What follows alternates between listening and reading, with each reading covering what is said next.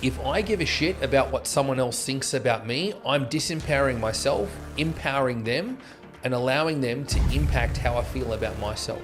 Yeah? Yeah. So I couldn't give a fuck what someone thinks about me, right? The easier thing to do in the short term often is the harder thing to do in the long term. There's a safety in what's recognized. You know, to me, it's a fundamental principle of why kids are scared of the dark, right? Because it's a fear of the unknown.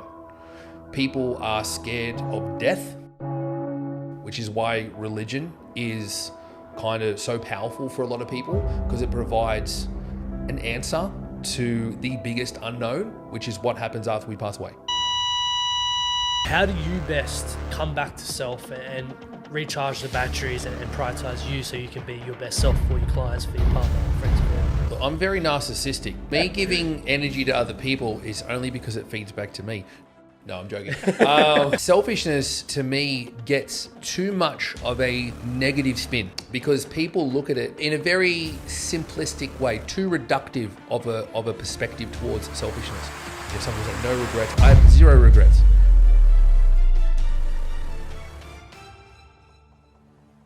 How do you say your last name? Is it Mcinroy? Mcinroy. There's a Mcinroy. People say Mcinroy, McInroy. It doesn't bother me at all. Like Mcinroy is how I was told it was pronounced, but I've also been called Mcinroy when I was in Ireland or Scotland or both, because that's sort of the region in which it comes from. Yeah. Right? It doesn't matter. Like people aren't mispronouncing my name because they mean offense. You know what I mean? I've had it my whole life. So my last name's Batar. Everyone calls me Beta. When I was little, I used to think my last name was Guitar. Well, it's like my name's Sean, right? And it's spelled Irish spelling, S-E-A-N. And so not to stereotype, but often if I get into an Uber, they haven't seen or are unfamiliar with the spelling that is Sean. They'll call me Seen, or better yet, I go to Bali. Right? I go to Bali a lot. I've been to Bali plenty of times. And Indonesians don't see Sean the way it's spelt like I do and think Sean, they Cian or Seen, and I'm like, yep, that's me. So hello, often, Mr. Mr. Cian, and it's like I'd have to be a dick to be offended by that because they're not trying to cause offense, right? So I will often say if I have to put my name down for a restaurant and they've got to call my name if I'm in the waiting area, what it may be, I just spell it S-H-O-N. So that's actually what my name is on my profile on Netflix. Oh, really? I just put it as Sean. It's just a joke, right? Because it doesn't matter. Like, you know, you choose to take offense, you know, without going down that rabbit hole of what people are offended by nowadays. You choose to take offense to something. Like, it's your choice to find something offensive. Someone unintentionally pronouncing my name wrong. I've got far better things to occupy my headspace than that. You got deeper issues if you're taking offense to the stupid stuff. Well, I think it's you got deeper issues. You need to find more with your time Yes. to find offense. And we're both in the social media space, and there's people jumping on comment sections and just writing stupid. You would probably cop it all the time. Actually, I don't. Really? I've been pretty good to. I am very trigger happy when it comes to blocking people. When they say something inappropriate or just downright offensive, or like they're trying to evoke a response, I don't respond, because what they're wanting is a response, right? So I just don't give them the satisfaction. I don't reply. When you block someone, their comments are automatically deleted. So I just block them and it's like they've never existed, right? So I just cut them off at the knees, so to speak, right? So yeah, I've been pretty good to cultivate an environment in what I put up that is less of a dumpster fire than most of Instagram. Yeah. I'm looking at you now. Are you comfortable? You're like a little school kid. Yeah, it's fine. You look so big fine. for that Look, chair. There's bro. a lot of I've got you know, there's going to be a big line in my leg from pushing into this chair. But look at the legs on him. There's a lot of meat on these bones, right? So it is what it is. 2 tree trunks or 3 tree trunks. Despite what some people may think about me, I still fly economy. Okay, stay humble. And so I'm like this, and it, you know, nothing that a bit of Valium doesn't fix. You know. Well, I just want to say thank you for letting us into your space. Mate, thank you for making the effort, right? You reached out asking if I'd like to come to the studio, and you said where it was, and you're probably like, fuck that. It wasn't close. So, but to your compliment, I suppose, for lack of a better word, I said, you know, it's a bit far to go time-wise, all this sort of stuff. You're like, what if I come to you? You replied immediately with that. So I was like, I fuck with that. That's effort. Like we were talking about before we started. It's little things like that which help differentiate one person to another, right? You talk about authenticity, we touched on before in regards to who you connect with. I think I've always been pretty good, especially as I've gotten older, getting to knowing someone pretty quickly in respect to their intentions. You can always be fooled a bit, I suppose, but I'm in the business of interacting with people, and I could tell even via social media. I was like, you know what, he seems pretty authentic. I didn't give it much more thought. It's like, yeah, sweet, fuck it. You're willing to make the effort to drive an hour plus just to get here, set it up, film. It is hell of a setup, which is fantastic, and then drive home. You guys said you had another podcast to do this afternoon. It's like, I love that shit, right? Most people aren't willing to do that, but you were. So more than happy to come on. I appreciate it. Yeah, that's the biggest thing that I've learned in business and in life. It's like your biggest asset is your time. If you can give that up, people appreciate that. Yeah. Like Mr. Producer, Daniel Biazzi taking a million of videos. You don't have to do it every 2 seconds, bro. Relax. Well, I think for me as well, in that respect, right, it's like people appreciate time. The people that care appreciate time, right? The people that care appreciate time. Like you appreciated my time, right? I could tell that, right? And so you were like, all right, cool. He doesn't want to do it. I get that, like from a traveling standpoint, but all right, cool. Well, what's my bargaining chip in this situation? Well, I'll come to you, save you the time, save you the hassle. And immediately there's this unspoken recognition of that respect towards one another and time in that respect. Yeah. Because I respect my time. I don't think my time is worth any more than anyone else's, but I've had to create boundaries. I'm fundamentally like, I'm a yes man in a lot of things. I want to, and so I've had to learn, especially as I've gotten busier and I'm trying to do more with my time, to create boundaries around what I say yes to, and obviously, saying no to more things than I say yes to a lot of the time. But when I do say yes, it has to make sense, right? And this made sense. Talk to me about boundaries, because a lot of people struggle with that. I've even struggled with that. You want to please people, you want to put yourself out there, you want to do as many things as possible, and at the end of the day, it really does drain you. What was there a moment where you're like, fuck, I actually need to set some boundaries in my life, because if not, I don't know what's going to happen? Mate, this is a really good question. For me, as a bloke, you never really... So one of those things you look back at school, one of the many things that you wish you got taught at school, right? In a curriculum around what boundaries mean, how to express them to other people, how to stay true to them, etc. And for me, I never understood what boundaries were, full stop. I'd heard the term, right? Boundaries, overstepping my boundaries, or, I never understood it, right? Until and it was certainly not one moment that I can pinpoint, these are my boundaries, but my understanding of what boundaries mean and the way in which that's influenced my entire life has been through romantic relationships, right? I've been in 3 and currently my 3rd long-term relationship, and with very little time, a lot of the time in between those 3, right? And so the first one I end up proposing to, and was engaged to for close to 12 months. We were 5-6 months shy of getting married back when I was like 25, 26, right? Way too young to be making that sort of commitment, right? Especially for where I was emotionally and psychologically from a maturity standpoint. But we'd been together since I was 18 or 19, and she was a year older. This was 18, 19. And I, only in retrospect, can see how I didn't have any boundaries in place. Without sort of boring you with the details, I allowed things to go on. She wasn't a bad person, wasn't doing anything, vicious against me or anything like that, but just getting chipped away, because I wasn't standing up for myself. I wasn't saying things when I felt slighted or whatever the case may be. And, it's death by 1,000 cuts, right? And it's only in retrospect, looking back, in trying to be a better version of myself so I don't go through the same hurt or cause the hurt for my partner or anyone else. Moving forward is that I need to be a better version of myself. What does that look like? Spending time by myself in order to reflect upon that. And lo and behold, that is me creating boundaries, not realizing that's what I was doing at the time, creating boundaries around what I would accept, what I wouldn't accept, the version of myself that I brought to the table in regards to how I communicated, my actions, etc. And so the big thing for me was being honest, right?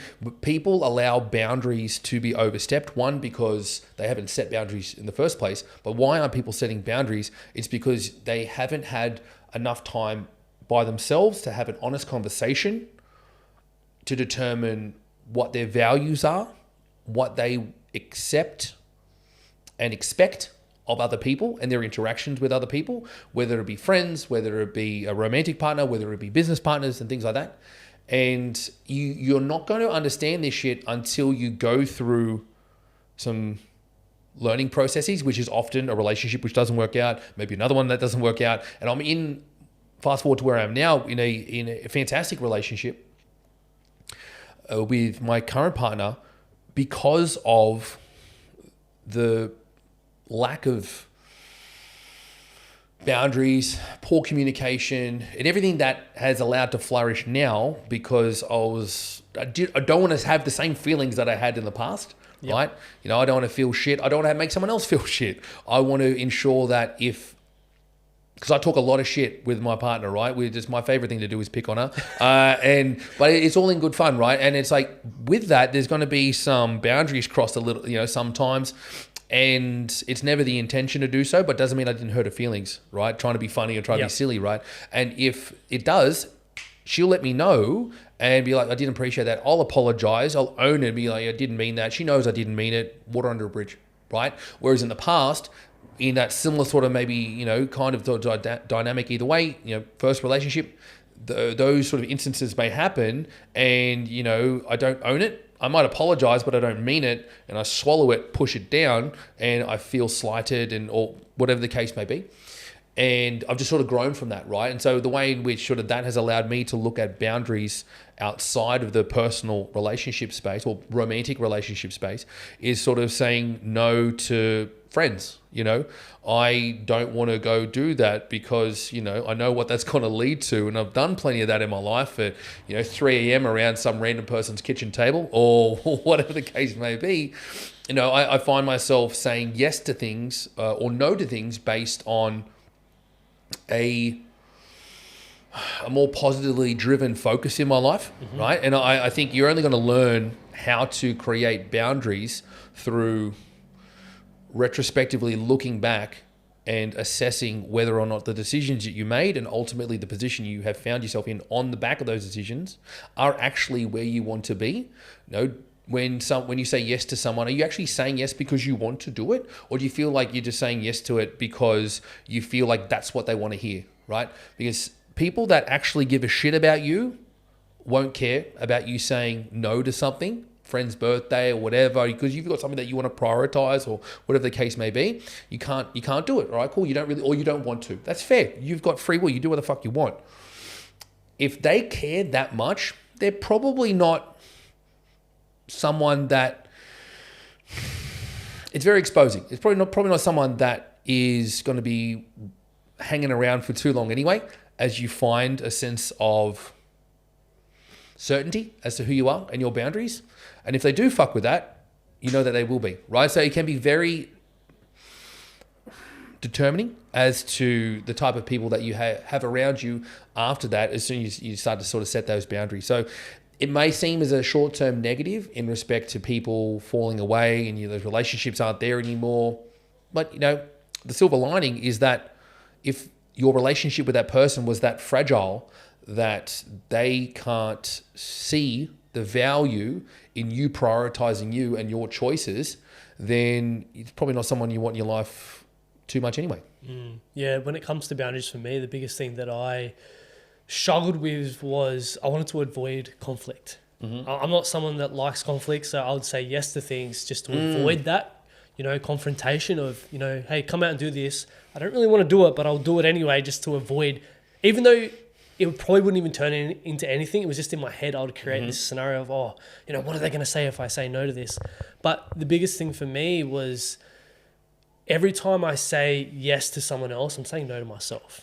Exactly right. So that's what I'm saying, right? It's finding what it is that you want to do with yourself, whether it be the purpose that you find yourself doing now with the podcast, or whether it's what I do, sort of working with people as a coach, or it's a prioritization of, it might be work-based prioritization of it, maybe health and fitness, where you're having to say no to hanging out with certain friends in certain situations because you know it's just going to lead to, or it's going to start with drinking as a focus. And you're like, you know what? No, I'm not really keen to be in that environment.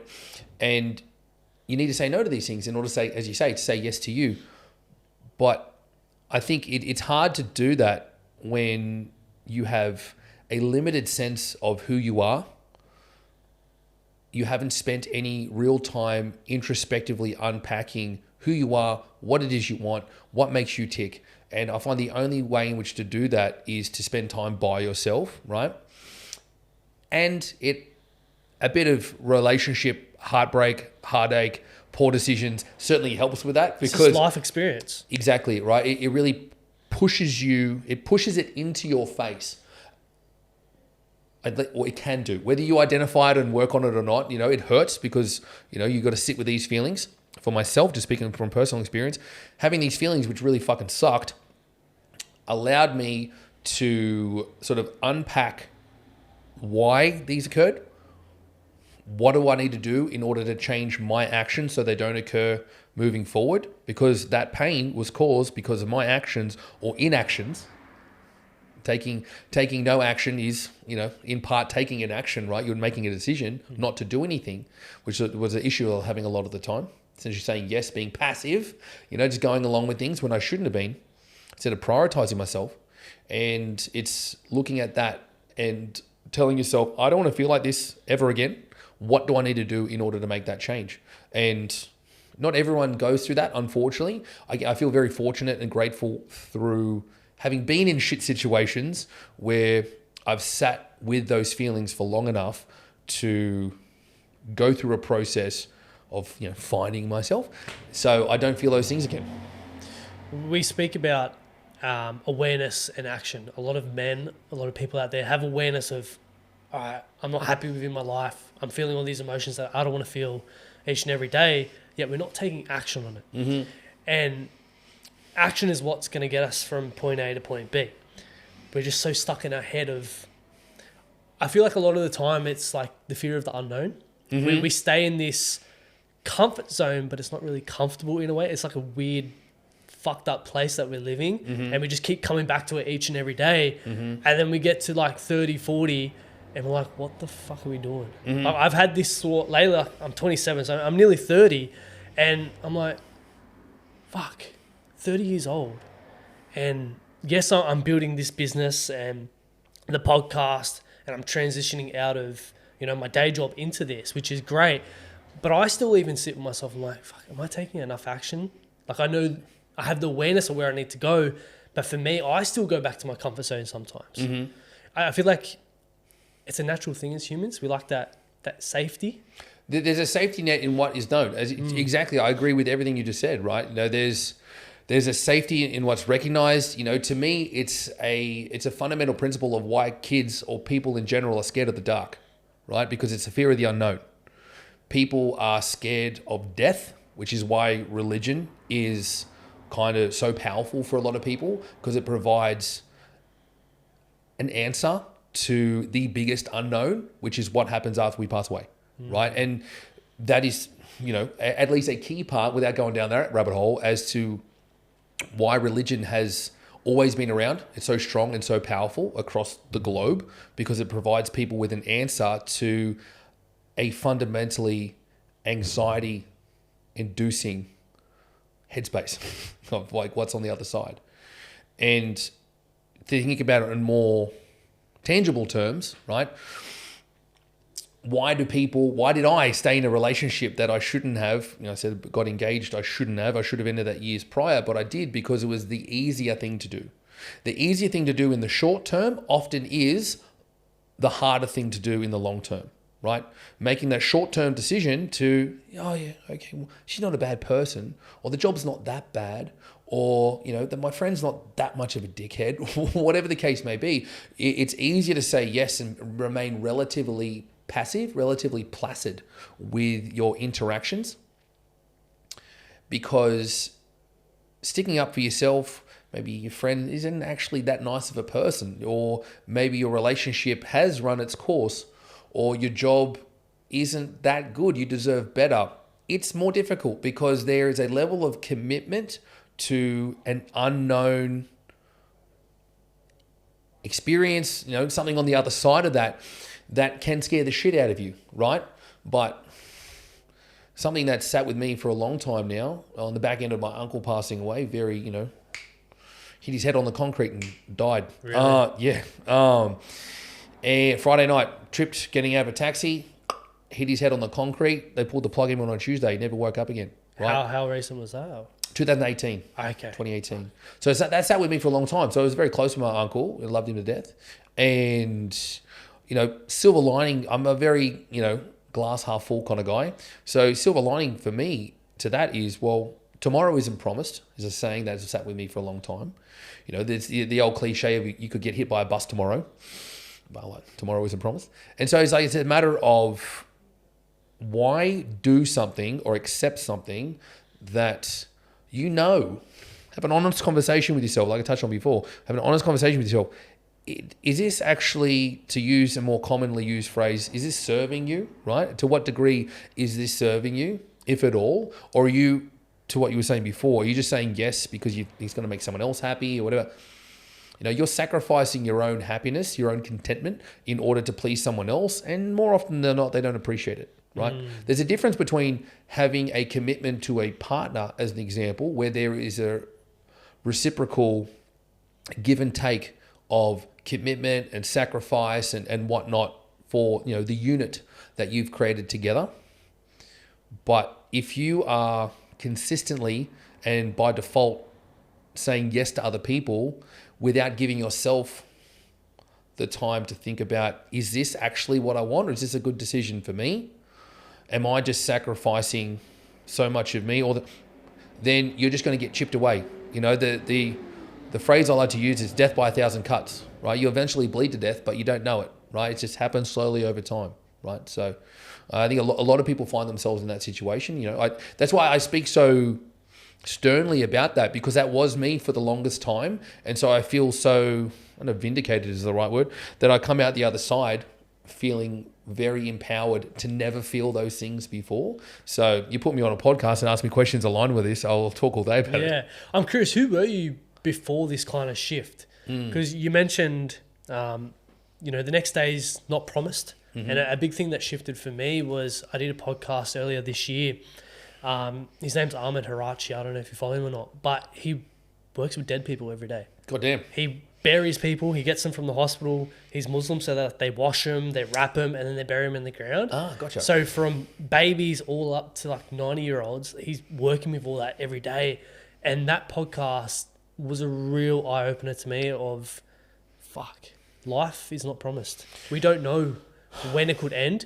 And for myself, being a father, I'm like, I want to be as present as possible with my daughter and be there, because something could happen to me, to her, to someone else in my life. You just don't know. And you can't sit there and, as we spoke about, live in your comfort zone and die from the 1,000 cuts. Because what kind of life is that? Yeah, look, that would be very impactful, right? I suppose someone like that could only do that sort of role if they had a really strong mindset and perspective towards the value of life. I think you could go one of two ways, right? And you couldn't sustain that sort of role, I'd imagine, unless you had a mindset associated with seeing such death as a positive in respect of the way in which it would impact your value on living life to the fullest, right? Valuing your daughter, valuing your family or anyone around you, because you see life as fragile, right? And there's a give and take. We're not as fragile as, as the term fragile suggests, right? We can be very strong individuals, but at the same time, it can be taken away, right? So there's a balance there. There's a fragility there. And I think a lot of people, again, speaking from personal experience, when you're a kid into sort of teens and 20s, and I'm 35 now, right? Don't look it. You look young, bro. Oh, stop it. Thank you very much. When when you're young, again, it's one of those things I suppose you're not taught, right? You're not taught to value time, right? It's not until people are older, you know, and sometimes it never really happens, but, you know, on the other side of 50, 60, things like that, where the impact of time, knowing that time is not very friendly to the human body at all, that when the chipping away of time on the human body and your physical capabilities and whatnot, the physical capabilities are really impactful because they're more tangible than sort of other things that might start to go, right? General quality of life aspects. But not being able to do things that you once were able to do, it does tend to put a spotlight in your face to time and age, right? And I think it's really important to try to get into younger people, right? Even people my age, people younger as well, that time is really valuable, whether it's an exchange of time, like we spoke about before, you and I sort of sitting down today, whether it's just the time you dedicate to partners, friends, work, whatever, is the time that you're dedicating to the job that you're doing fulfilling you? Does it give you purpose? Are you just doing it? Are you accepting the fact that you have to do a job? Your perceived ideas, you have to do a job. You're probably not going to like it, to earn money, to live your life outside of those hours, right? It's how most people, you know, will operate. I certainly did for a long time. You buy into this idea. But yeah, time is something that once it's spent can never be earned back, right? We can earn more money, right? So I think you're trying to find a balance between living in the now, appreciating the time, but also having, you know, long-term prospects as well, trying to find a balance there, right? So going back to, you know, your what was his name, sorry? Ahmed Harachi. Ahmed. So going back to Ahmed's situation, he obviously finds himself in a very unusual situation where I could only imagine, so this is my positive default setting towards something like that. I'm like, all right, how would someone like that deal with that situation? I'm like, probably turns that into quite a positive in respect the way in which he values. Doesn't mean it would be easy, right? It'd be fucking hard, you know, to see so much death. But it could only be seen as a positive because of the fragility of life. And then on the back of that, the value of, you know, hugging your kids tighter, seeing your parents more. You talk about taking actions, right? Taking actions to meet up with friends rather than going, I can't be bothered this weekend. No, fuck that. Go see them because, yeah, tomorrow isn't promised, right? Exactly. And coming back to your journey, and people see you on social media as this bubbly, funny guy, bit of a deviant. I'm actually a cunt. I'm curious, what was that transition like? Like, were you always like this, or who were you before? Because this is definitely me, right? And I think, look, I've always been me. What social media has allowed me to do over the years in which I've been posting stuff is just unlock a more authentic, more confident version of who I am. Because this is very much who I have been when interacting with like clients, right? Obviously, social media being a more business-oriented sort of page, and I've put up personal stuff as well, so people get as much of a comprehensive snapshot as to who I am and what I'm about, you know, energy, all that sort of stuff. And it's always been me, right? But I think as you get older, and again, not always, but for myself, you get older and you tend to give less shits, right, about what people think. As those shits start to fade away into obscurity, you are allowed, you're not just given it, but you're allowed to explore being more comfortable and confident with who you really are.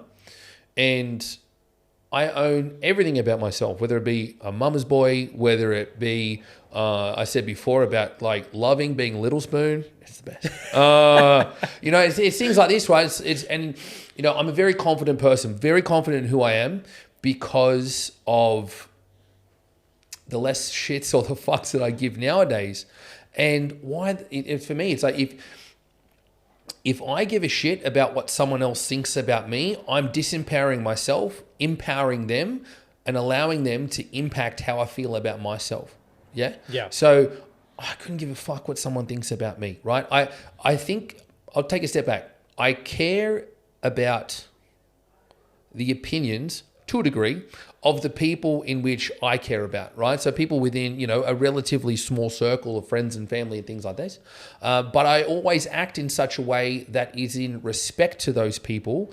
And that is, I think, an appropriate balance to ensure that decisions that I might make in regards to how I carry myself, my character, my interactions with people, how I present online, is through the lens of, am I representing those people with the respect that they deserve to be associated with me? Yeah, confidence is a big thing. Oh, my light died. We just lose a light? Yeah, we did lose light. And we're back. We're back. What were we talking about? That's the thing.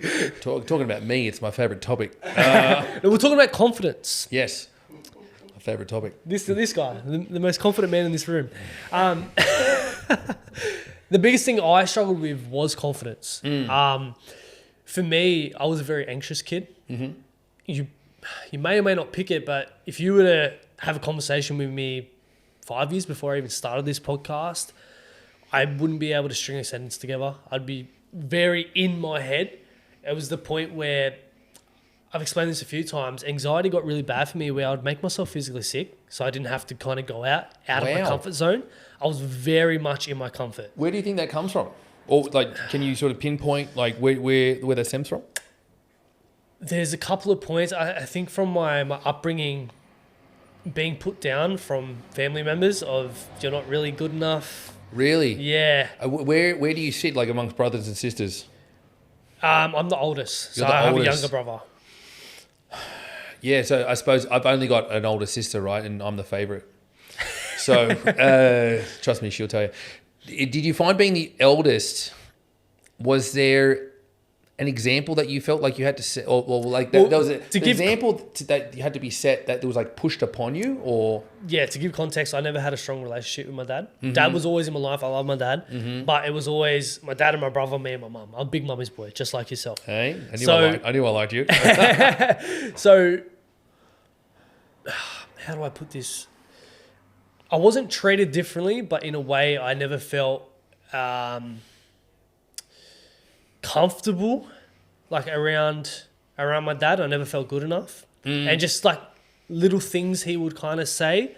And I've said this a few times. It's amazing what sort of impact unintentional neglect might be too strong of a word. Yeah. But unintentional actions, and even like you said, little tidbits of words. I had similar sort of things with my dad. Love him to death, but he didn't come from a very loving environment himself, so had always struggled to emote.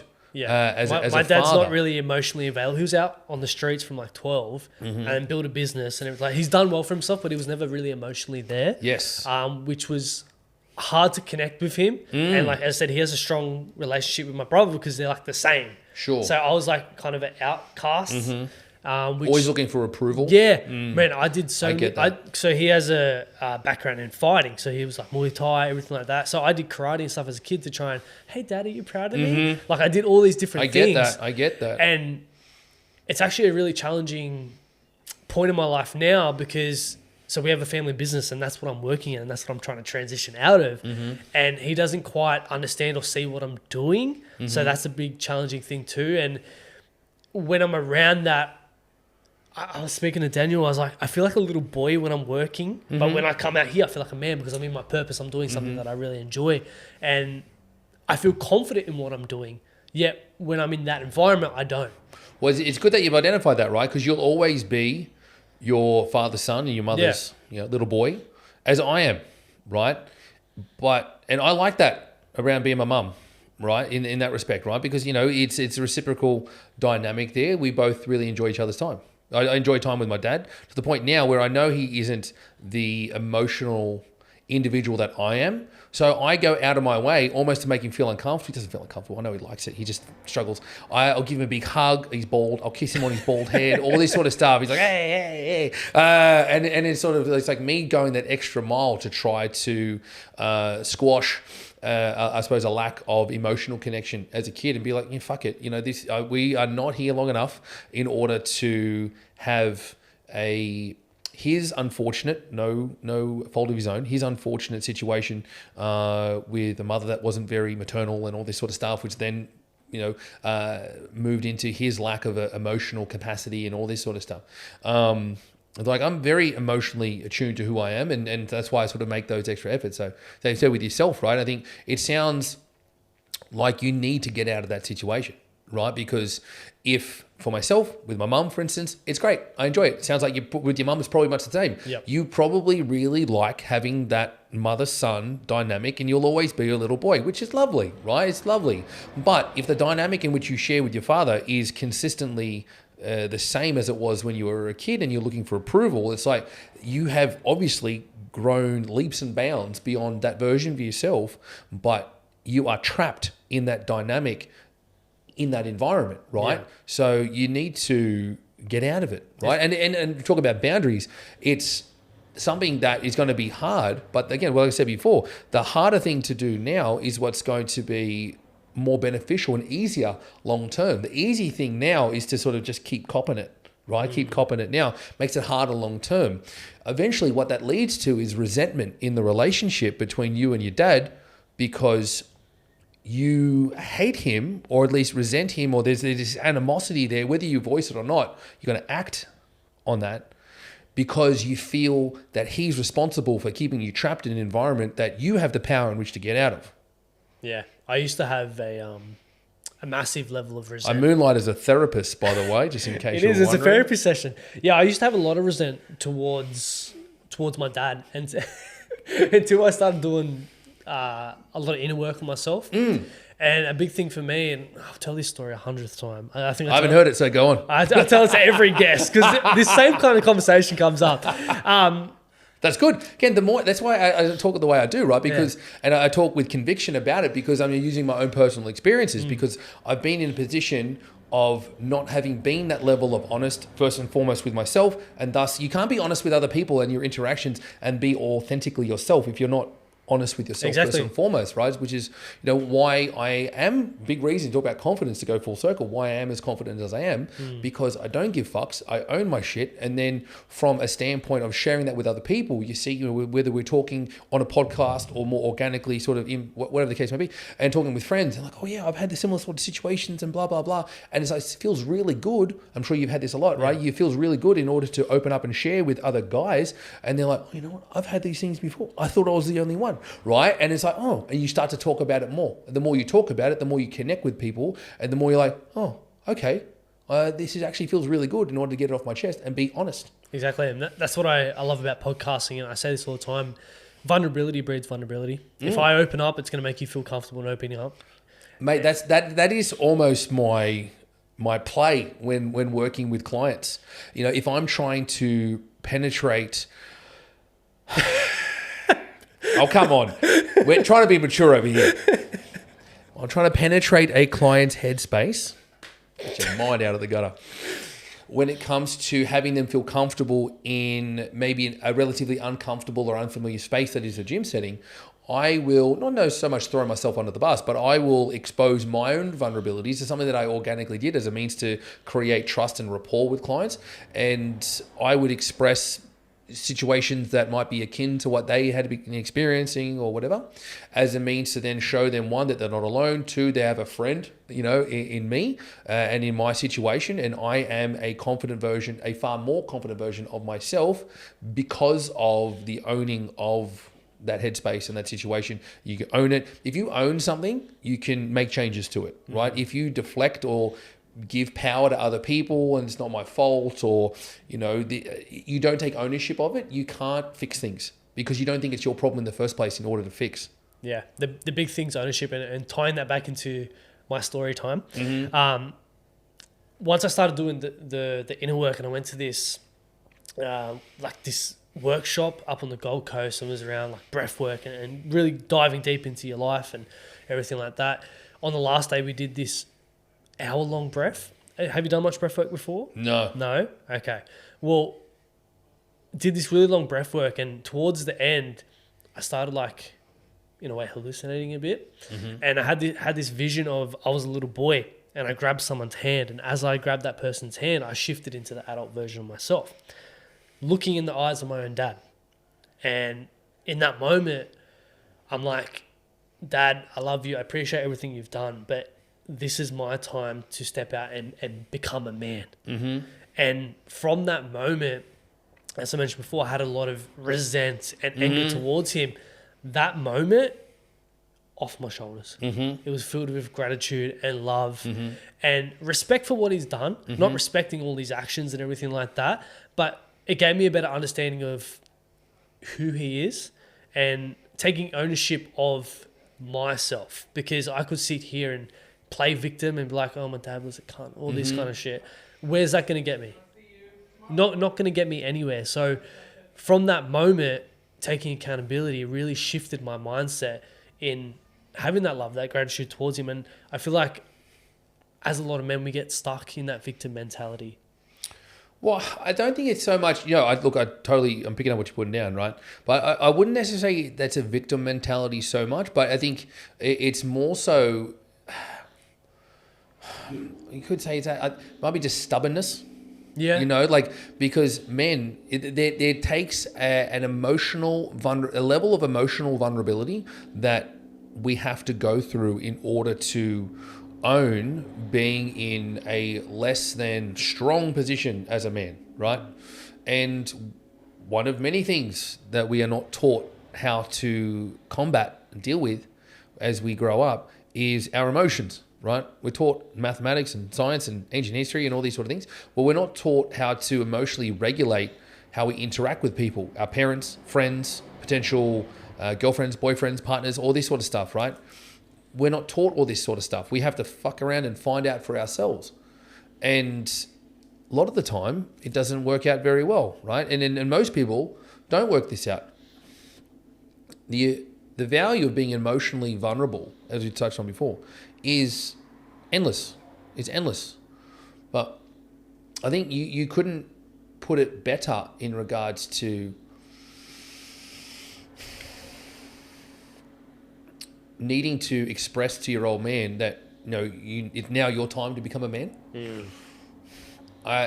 And at the same, and take it or leave it, you can't control other people, right? You can control how you interact with people, how you respond to situations, but you can't control how people respond. You may want your old man to accept that and shake your hand, but he probably won't, not initially.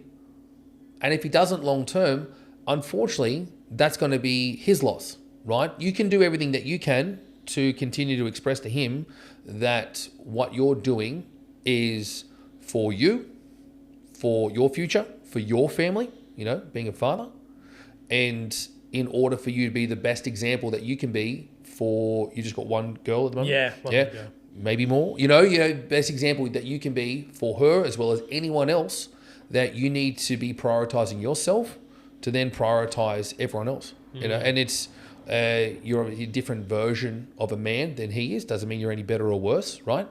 But he needs to accept that. And if he doesn't, you can't control that. There's a level of acceptance that we have to have, whether it be as men or just as people, that we can't control other people, right? As much as we might want someone involved in something, or if they can't come to the table honestly, because we want people to be honest with themselves, like we are being honest with other people. If they come to the table honestly and accept us for who we are and how we present, or whatever the case may be, then that's on them. You mentioned prioritizing yourself, and a lot of people think that it's selfish to put yourself first. And we mentioned the more you say yes to people, you say no to yourself. For you give a lot of energy out. How do you best come back to self and recharge the batteries and prioritize you so you can be your best self for your clients, for your partner, friends, family? Look, I'm very narcissistic, right? So me giving energy to other people is only because it feeds back to me. No, I'm joking.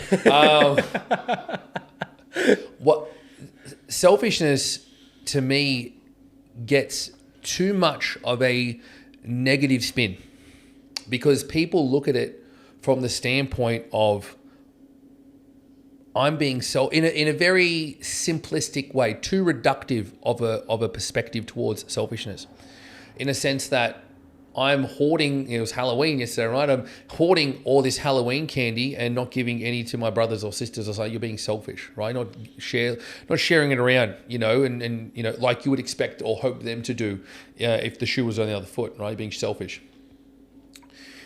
Selfishness is necessary in the right dose, right? In the right dose. You need to be selfish to a degree in order to prioritize yourself, not at the detriment of anyone else. It's got nothing to do with anyone else. You need to be selfish in order to prioritize you, your feelings, your goals, aspirations, desires, all this sort of stuff. You need to be selfish to put yourself first so you can be the best version of yourself you can be. I can't be the authentic, helpful person that I love to be, whether it be with friends, a partner, clients, anyone, unless I am prioritizing myself enough on a regular enough basis to recharge those batteries. And then I can give, and I love to do that, right? The impact that we as people, myself as an individual, the impact that I can have on people by prioritizing myself first and foremost, because I can give a better, more complete, more authentically energetic version of myself to other people, is far superior than just trying to say yes to people, because I've been there. And it's a far lesser version of myself that is trying to do these things, trying to make people feel good, saying yes to this and yes all the time, whatever the case may be, as a means to make other people feel good and support people, without prioritizing myself. You're running on the smell of an oily rag, right? You're running on fumes. And so for me, like, selfishness is something that's necessary. Selfishness at the detriment of someone else, it's a different situation, right? So it's like, along the same vein, to use the word, again, is vanity, right? In the context of the health and fitness space that I work in, it's like you need vanity, right? You don't want to be obsessed with how you look, because it's a very poor mental headspace in which to live in. But if you have no vanity whatsoever, then it suggests that you don't give a shit about how you look, how you present yourself, and the way in which you interface with the world, right? You should care about how you look. Rock up today, had a nice fresh haircut, which I do myself, trim, showered, clean clothes. Oh my God, it's not a big deal, but you know what I mean? It's wanting to make sure that how I present to you and everyone that may be watching is I want to present myself in such a way that is as good as I feel I can do today. You're a good looking man. Thank you very much. But again, like, vanity through the right dose ensures that you give a shit enough about how you present, and the way you understand that presentation interacts with other people, because people will see you before they hear you open your mouth and what you have to say. And so, if you want to present yourself in the best way that is consistent with the version of yourself that you want people to take on, I want people to take me seriously. I want people to see how pretty I look, and I've got to position myself in such a way that is consistent with that. You don't want to become obsessive over it, but like selfishness, dosage makes the poison, right? You get the right dosage and it's perfect. Yeah. Talking into body image, and I've struggled with body image issues, and I'm sure you've probably come across people that have struggled as well. I think there's two types of people in this world: those who have struggled with it and liars, right? It's like everyone has struggled with body image to some degree. But yes, go on. Yeah. I was telling Daniel before, when I was younger, I grew up playing rugby league, and I thought, as did I. Yeah, so I was really skinny kid. All the coaches, everyone said you're too skinny, and that killed a lot of my confidence as well. I wasn't confident as much anyway, so that killed it even more. And I actually went down the path of taking steroids and that, because I thought that's what I had to do to get bigger, to be a better athlete. Mm-hmm. That actually made me even more unhappier, because I was trying to seek validation externally instead of finding it internally. And speaking to what you said before around, you need to find that internal. You want to do it for yourself, not for other people. Yeah, if you allow other people or other things or situations to take ownership of how you feel about yourself, it's so disempowering. You can't make change. Because you haven't empowered yourself to be the ruler of your own self, your own feelings, your own headspace, in order to change, right?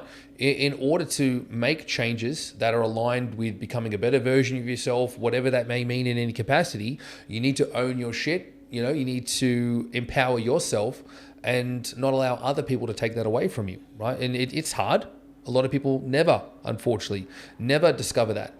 But if you spend, talking about inner work before, right? You spend enough time by yourself working on, why do I interact with people the way I do? Do I actually want to do this sort of stuff? And again, a lot of the time it can help to go see someone, whether it be a therapist, whether it be just a friend who's maybe gone through some shit, and you're talking with a friend or someone who actually gives a shit. Maybe it's a parent, right? You've got a good relationship with a parent, for instance, right?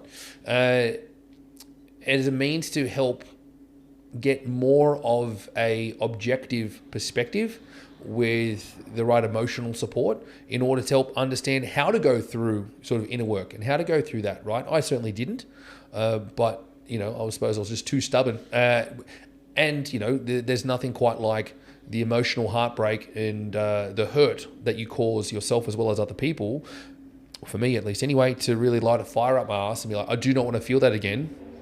How do I not do that, right?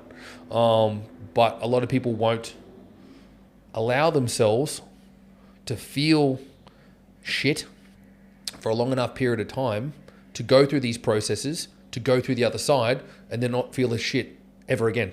Right? Yeah. They kind of just sit in the kind of shit, right? Because it's not that shit, but it's like, I can kind of deal with it. So, well, you can not feel like shit at all, but you got to process that. You got to process it and come out the other side and just have that in the rearview mirror and never look back.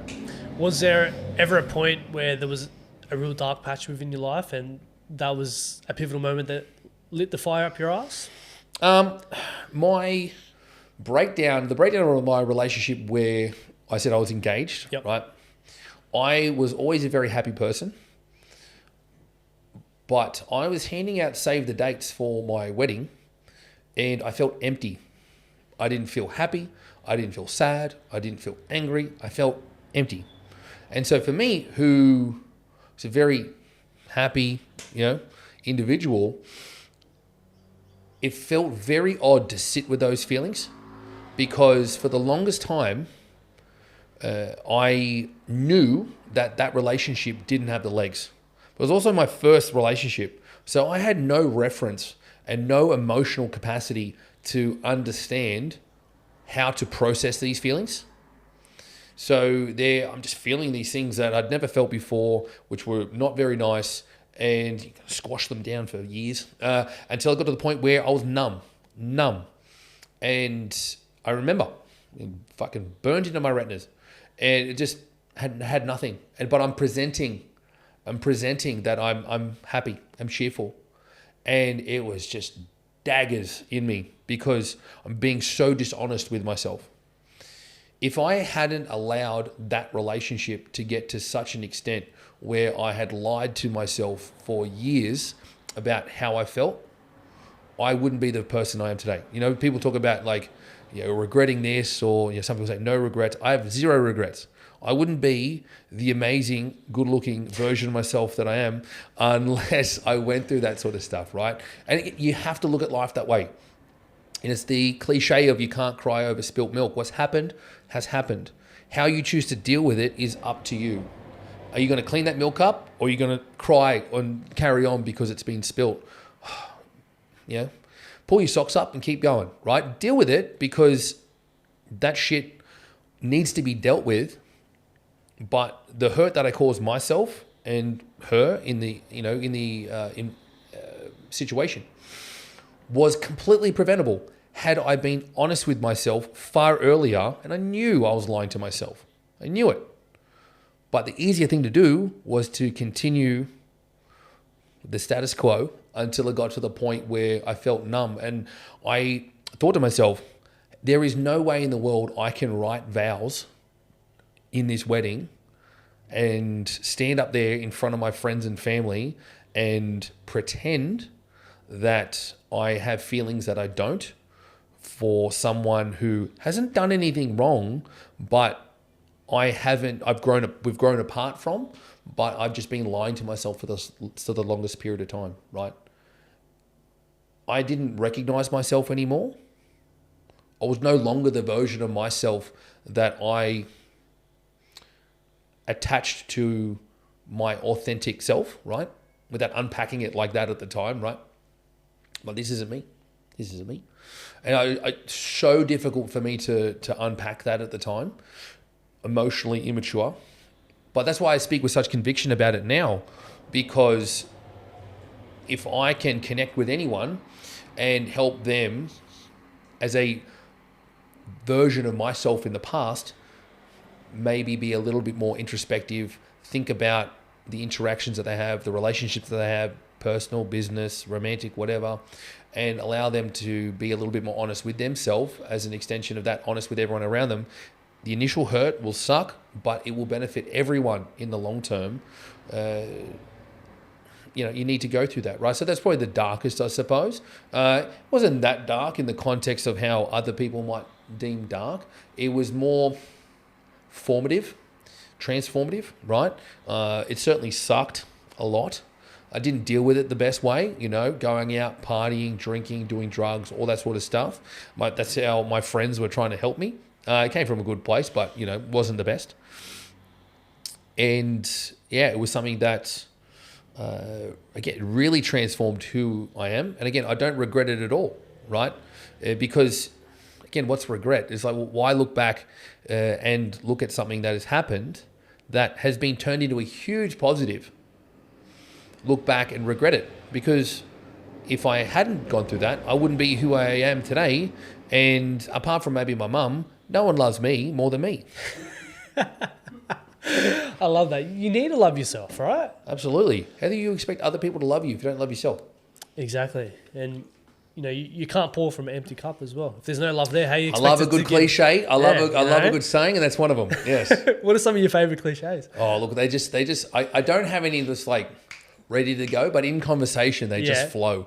I talk shit for a living, as you could probably tell, and it's part of what I do, and it's why I like coaching people when I'm working with clients, and I'm predominantly online now, is because I have an ability to penetrate their minds to help them become a better version of themselves through the physical act, the tangible act of improving their health and fitness, getting stronger, building skills, becoming more confident in the training space, building muscle, dropping body fat, all that sort of good stuff, right? It's a tangible, more easily accessible first point of contact for someone to become a better version of themselves by physically becoming stronger, more capable, and more confident. Would I be right in saying your purpose is, helping people become their best version of themselves? Yeah, absolutely. And again, it's hard for a coach, especially like for me, who's been doing this a long time and gets such a kick out of helping people, to not be, a little bit life coachy, right? But again, because that's ultimately, I'm not just giving someone a bunch of sets and reps and exercises to do within a program over time. I'm supporting them with actions that they're taking, right? They have a goal that they want to achieve. They want to get stronger. They want to build muscle mass. They want to drop body fat. They want to get fitter. It's going to be one of those 4 outcomes. And the actions that they take based on the program that's been written, a nutritional protocol that's been prescribed, some habits that we put into place, all this sort of stuff. These are actions that are aligned with prioritizing themselves, which have far more wide-reaching impact than just bigger muscles, stronger muscles, dropping a bit of body fat, right? It has such a knock-on effect. And I know that. I've known that for the longest time. And so the way I talk, whether it be, on this podcast today or, interacting with clients, it's a matter of understanding how much impact you can have, not just me, but anyone. But if you talk with confidence from an authentic place, being honest with yourself, honest with anyone that you're talking to, you can have a serious impact with someone. And I operate myself as an individual, but say as a coach, as the coach that I wish that I'd bumped into years ago. How would I need to talk? What would I need to say in order to get across, penetrate, some may say, penetrate the headspace of a former version of myself, whether it be in the relationship that I sort of unpacked and talked about, whether it be myself as an early PT, whether it be me as a teenager. What would I need to say and how would I need to say it in order to get through to that person? Because there's so many people like that in the world, whether it be irrespective of age, but where that person may be in terms of their emotional and or psychological development and maturity. And certainly not saying that or presenting myself that I'm like this person that's better than anyone, but I've been through enough shit and worked on myself for a long enough period of time and helped and worked with enough people to provide support that, and I don't take on other people's shit, right? Like I love when people feel comfort in me to unpack, and I'm going through this, or this has happened, and blah, blah, blah, blah, blah.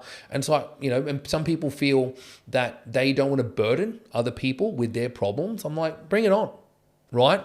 Because I don't wear it as water for a duck's back, because I understand the value of just unpacking and expressing and emotionally dumping things, right? Because that dump isn't something that I hold on to, right? Because the benefit that you receive from me actively listening, maybe providing some feedback if that's what you want with what you're going through, that far exceeds any story that you tell me. That story didn't happen to me.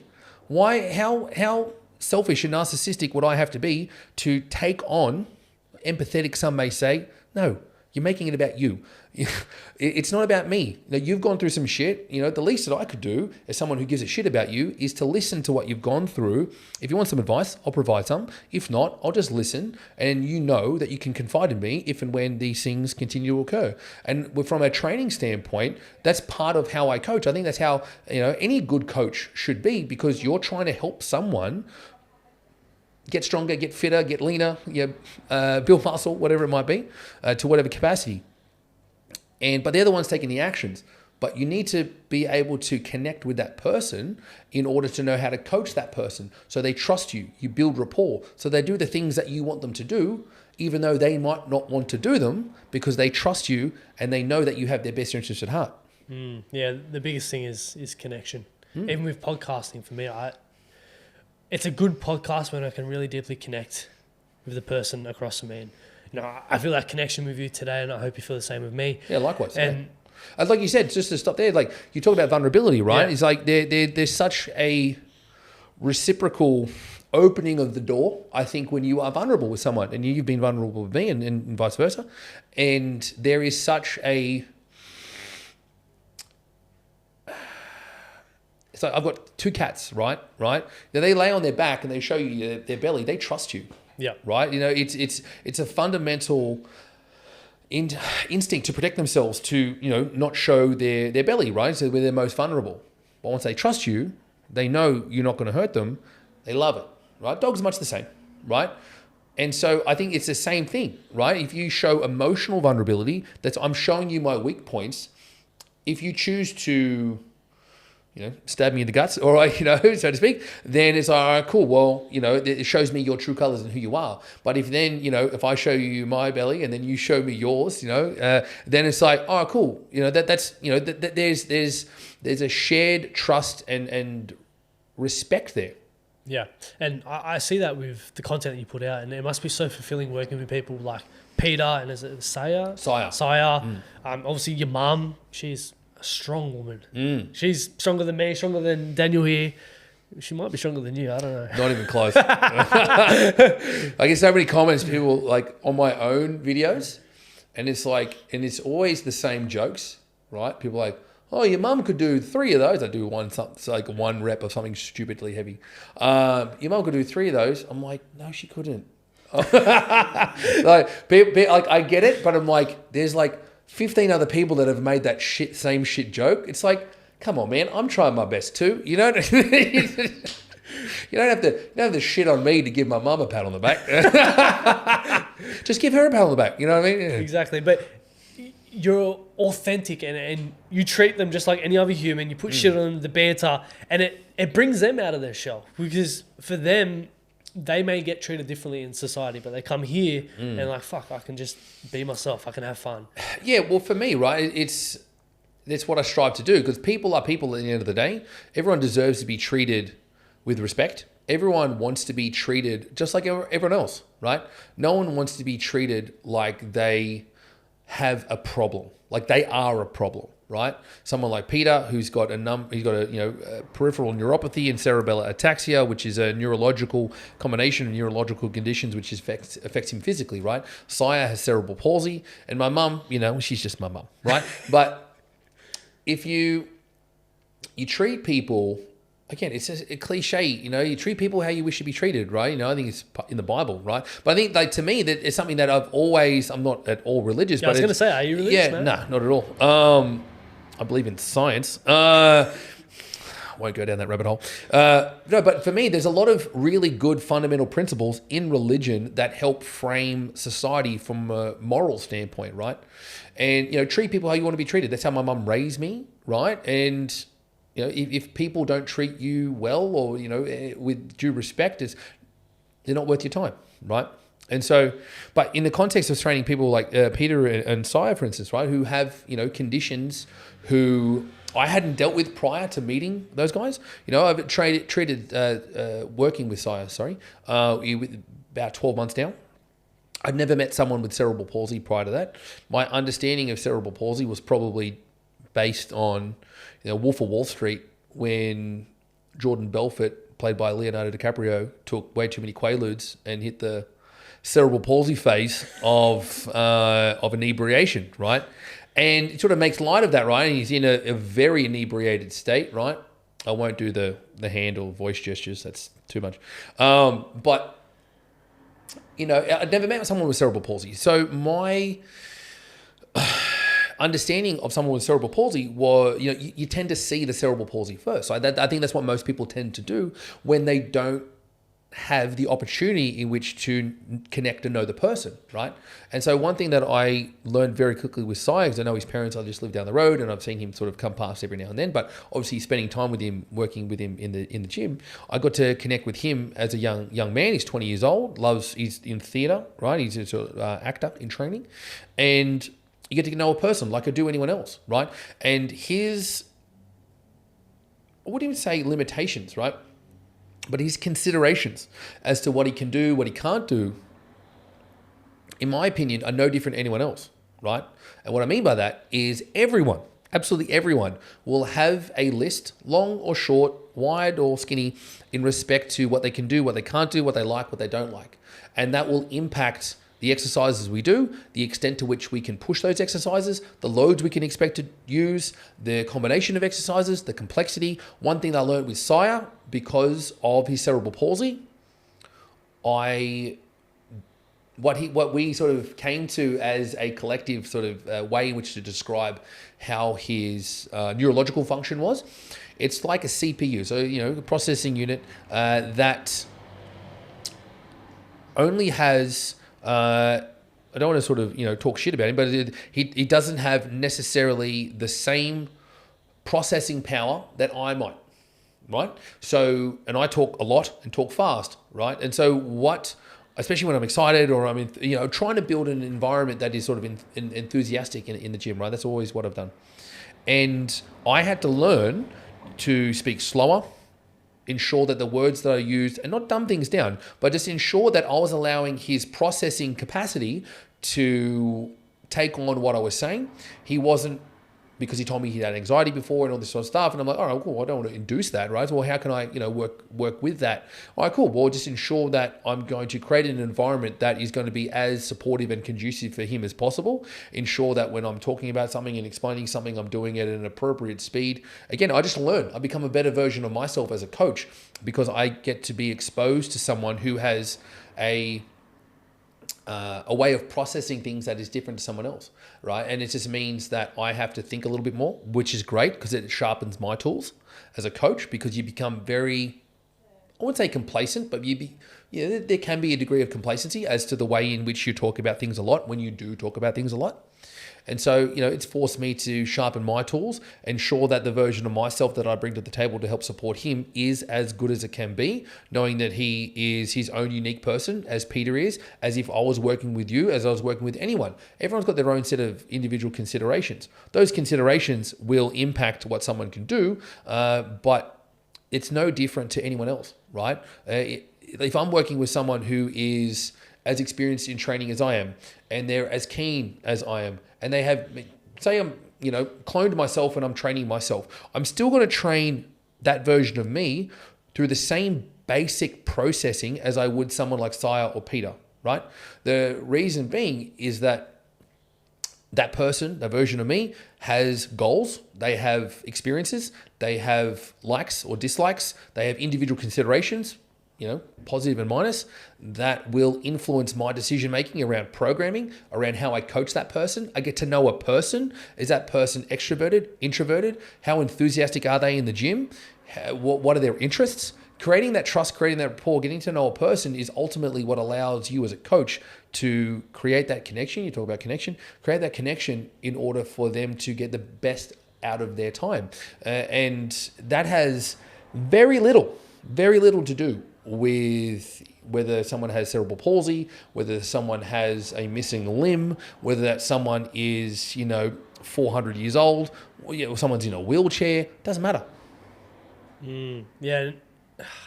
It just goes to show that if they can come in here and train, like, what excuse do we have? Well, yeah, and that's why I ended up sharing a lot of Peter's posts many years ago, right? Peter's been with me for the better part of a decade, and his condition has only worsened considerably so, especially in the last few years, because of the degenerative nature of his conditions. And so we do a lot less now than we ever have. And he knows that. I know that. It's always been a losing battle, but his mindset towards, well, I can accept that I can't do stuff and kind of wither away, or I can slow down and mitigate this process as much as I can, knowing full well there's no science behind it. It's simply a matter of, well, it can't be a negative. It must be a positive for me to lift weights and get strong and expose myself to these things. At least, from the very least, a boost in one's confidence to continue to move incidentally outside of the training space. If we can do that, fantastic. And so I started to film our sessions, and more specifically what he was doing, as a means to showcase to other people, your excuses mean nothing. They are your personal choices, right? I think the very first video that I put up of Peter, one of the first, I titled it, "What's Your Excuse?" Right? And then sort of touched on maybe Peter. This is many years ago, that's probably 2017 or 16 or something. But yeah, he's the epitome of, fuck it, let's keep moving forward, right? Just put one foot in front of the other. We live in a very time-poor society now. And coming into training, is there any tips around how we can maximize a little amount of time people may get in the gym?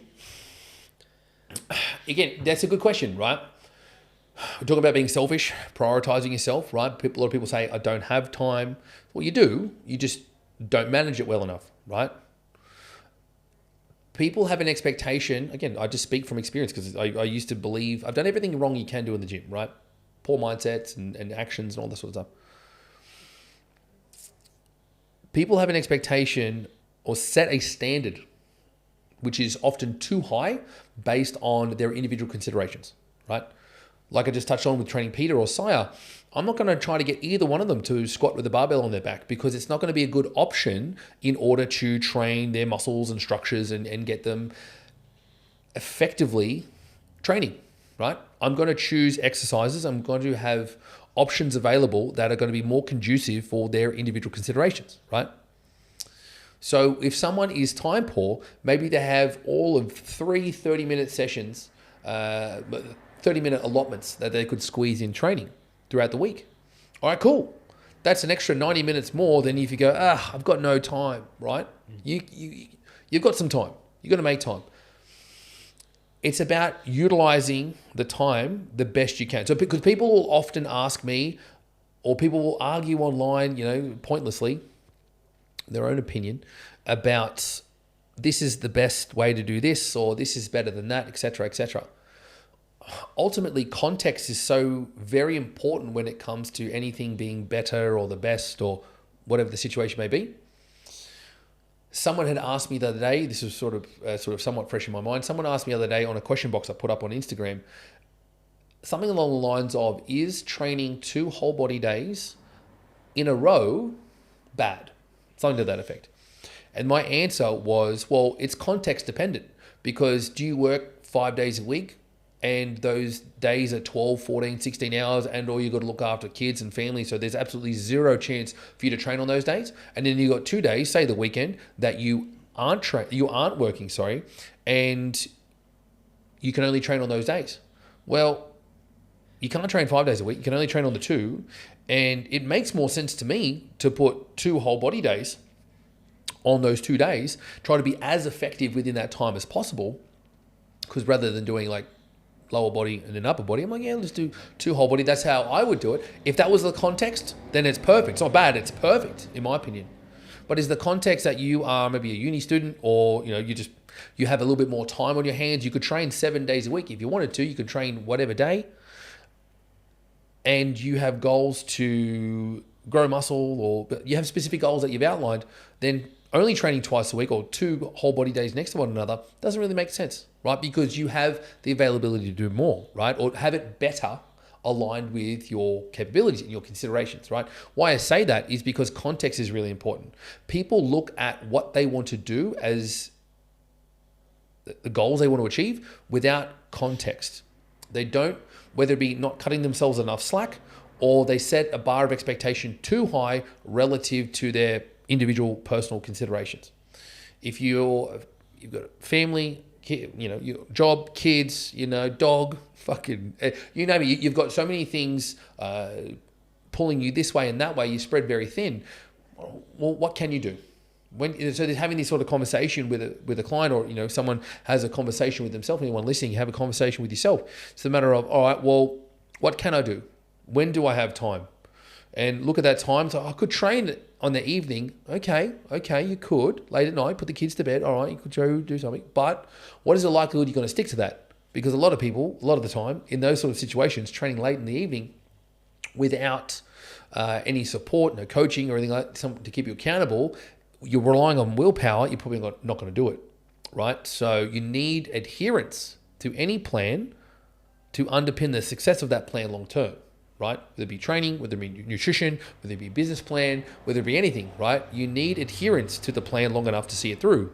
So we need to be considerate. I talk about considerations. You need to be considerate of all the individual data points that should be plugged into the decisions around what you do and why you do it, right? So it could be a matter of training first thing in the morning, because you'll find that you're more adherent to it, because you can get to bed maybe a little bit earlier to account for waking up a little bit earlier to get that 30 minutes in 3 or 4 times a week, right? You get it done, you don't have to think about it, right? So that is my default a lot of the time when it comes to sort of trying to institute that for people. You'll find that a lot of people stay up later than they need to, simply because they're playing on their phone, or they don't want to go to bed yet, whatever the case may be, right?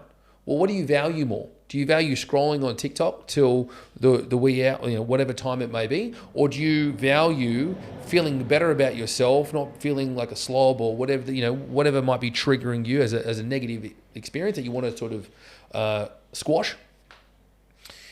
What do you need to do? How do you need to sell it to yourself mentally in order to create that process, right? Which is why creating connection with people, going back to that, is so important. If I get to know a person, then I can I can get into what makes them tick, what they've gone through, what they've tried, what they've been somewhat successful in, what their home situation is like, and then from there, you from a ground roots perspective, you can help someone, right? Because I am trying to influence someone as a coach. I'm trying to influence someone to make better decisions. I am trying to pull the strings to make them do the things that they don't want to do. There is no hope in hell that I can get someone to do shit that they don't want to do unless I build that connection, build that trust, and build that rapport. I need them to do certain acts, go to bed earlier so they wake up earlier. Train a certain way with a certain intent, a certain intention behind their action, not just going through the motions, in order for their training to be effective. Well, I can't do that unless I build trust, I build rapport, I build connection, and I penetrate their headspace. Yeah, that's been a big thing for me. I recently just signed up to a gym. I used to just train like commercial Anytime Fitness and that, Mm-hmm. but I hate training by myself. I like the accountability of training with a coach or I'm doing like CrossFit group classes Mm-hmm. now, and it's just the accountability of knowing, okay, I'm going there, I'm training with a bunch of people, they're expecting me to be there. I could easily pull out, of course, but it's just that psychological thing in your head of like, I got to be there. So I train 3 days a week now, and it's the best thing for me mentally when I train on those days, because I go into the day feeling just on top, knowing that, win the morning, win the day, early bird gets the worm, all those cliches that you love, right? I highly recommend people get someone like yourself, a coach, or sign up to something like what I'm doing, CrossFit, because it's a community, it's a relationship, it's a connection piece, which you're then going to be more inclined to continue turning up. Because so many people go, New Year's resolution, I'm going to sign up to the gym. And they live off the motivation for a week up to a month, who knows. They don't have the discipline to continue going. Yeah, look, for me, it's a good point, right? Like, you know yourself, right? For me, I know myself very well. I know what I'm going to be more inclined to do or not do. I work for myself from home. I could train whatever time I want to. I've got this garage gym. It's accessible to me whenever I want to. But I choose to wake up at 4:30 in the morning and train at 5:30 with my mates in the garage here, because it sets me up for the day. It ensures that I get my training in. I remain accountable to them, thus them to me as well. We can remain accountable to each other. We have a shared experience, which is great. There is a camaraderie that's built in that shared experience. It's a social aspect. So I'm working from home as well, right? So there's social interaction, which like scratches that itch, I suppose. At the beginning of the day, we'll go grab a coffee, go for a walk, talk some shit, come back and start my day. I'm back before 7 a.m., sometimes 6:30, and I'm starting my day. Happy days, and you kick the day in the teeth, right? But I do it mainly for accountability, right? If the option was to do that same thing later in the morning, I'd still opt to do it first thing in the morning, especially as a PT. I've been living a life where I have to be up early in the morning to coach clients. It's only more recently that I've been able to do that, as I've given away face-to-face to prioritise working with people online, which means I can do it at any time. And so it's been a real joy, and something it's really aligned with me as a tone setter for the day and for the week, and it keeps me far more accountable just to make better decisions throughout the day. I'm no better than anyone else when it comes to making these decisions that we want to make based on goals and objectives we want to achieve. I just know where my personal pitfalls may be, and that really sets me up for success. Sean, we have a closing tradition on the podcast Yes. where the previous guest leaves a question for the next guest Gosh. knowing who it is. You kind of touched on this, but what's been your biggest trauma and how has it turned into your biggest lesson? Well, no, I definitely did touch on that, right? So I think the word trauma gets thrown out way too often, right? It's a buzzword nowadays. But yeah, it would definitely be sort of what I unpacked, right? It's that experience that I went through with my fiance at the time, ending that, and that has taught me to be honest. To be honest. Sometimes I'll get a question in my question box that I put on Instagram. What is one thing that you would tell your younger self, or something to that effect, right? And it's to be honest. Be honest. Because I wasn't a dishonest person, from a standpoint of being shady or anything like that, but honest more so emotionally, right? And, being a yes man, so akin to what you sort of had experienced as well.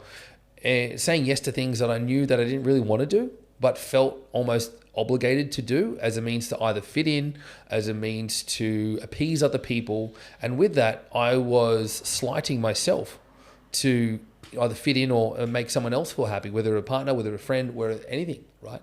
And so if you are honest with yourself, and what that leads to is that, in my relationship situation, a very empty feeling, but also in some friendships, it has you feeling really lacking, right? And so for me, it's just being honest with yourself, and I'm very happy, very confident version of myself because of the shift that I've had towards being so much more honest, completely honest, My relationship with my partner is fantastic because of that. The dynamic that I have between friends is so much better. And there is I don't know, whether it's respect or life is just better because you're being honest. And again, it's a take it or leave it situation, right? I'm not being a cunt to people by, you got to take it or leave it. It's just like, I'm just being honest with myself. And an extension of that, being honest with you. And if you can't see the maybe objective perspective that I'm providing towards you in terms of me being honest and my situation, then like I said, to yourself before, and that people have to accept that. If they don't accept that, that's on them. You can't make people accept that, but it also